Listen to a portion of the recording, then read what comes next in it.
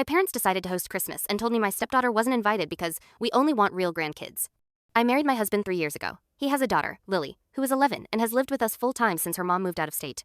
I'm not her biological mom, but I'm the one who packs her lunch, signs her permission slips, and sits through her choir concerts trying not to cry when she looks for us in the audience.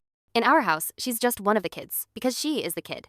My parents have always been polite to Lily in a distant way. They ask her about school, buy her generic gifts, and then turn to me and say, "So when are you having your own?" Like she isn't sitting right there. I've corrected them before, and it usually ends with my mom saying, "You know what I mean," as if meaning it quietly makes it fine. This year, my parents announced they were simplifying the holidays and hosting at their place. My brother and his wife have 2 little boys, and my parents treat them like a traveling show. Matching outfits, special chairs, a whole photo corner. I asked what time we should arrive and if Lily should bring her new board game. My mom paused and said, "About that, we think it would be best if she sat this one out." I honestly didn't understand at first. I said, "She's a kid. Where is she supposed to go?" My mom said, "We're doing a small family Christmas." I said, "She is family." My dad, on speaker, finally said it. "We only want real grandkids. No complications." I told them, "Lily lives with us. She's not a complication." My mom said, "Don't make this a fight. We just want it to feel like ours." I asked if my husband was invited. She said, "Of course, he's your husband," as if Lily is some +1 that expires after dessert.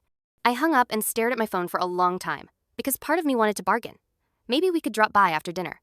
Maybe we could do Christmas Eve instead. Then I imagined Lily hearing that she wasn't invited because she isn't real, and I knew there wasn't a compromise that didn't still hurt her.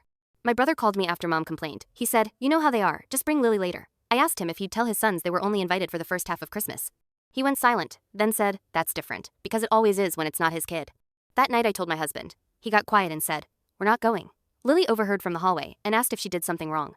My husband told her no, and I told her the truth in the only way I could. Some adults have bad manners and say stupid things. She nodded like she understood, but she still went to her room early. My mom texted the next day, "I hope you aren't going to punish us." I replied, "I'm protecting a child." She sent a long message about her feelings, how she's earned a special Christmas, how she doesn't want awkwardness. She never said Lily's name once. A few days later, a box showed up on our porch from my parents, with presents labeled for me and my husband, and one small bag for Lily with no tag.